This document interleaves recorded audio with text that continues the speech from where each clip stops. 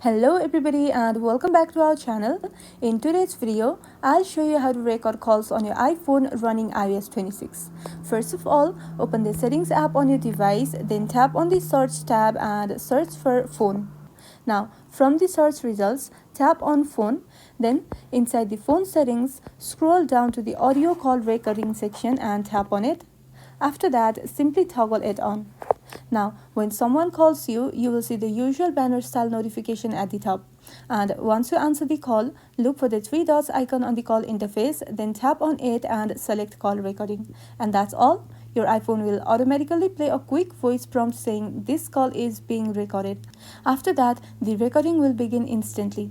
And all your recorded calls are automatically saved inside the Notes app. And that's how you can easily record phone calls on your iPhone running iOS 26. If you found this video helpful, don't forget to like and subscribe for more iPhone tips and tricks. Thank you for watching and I'll see you in the next one.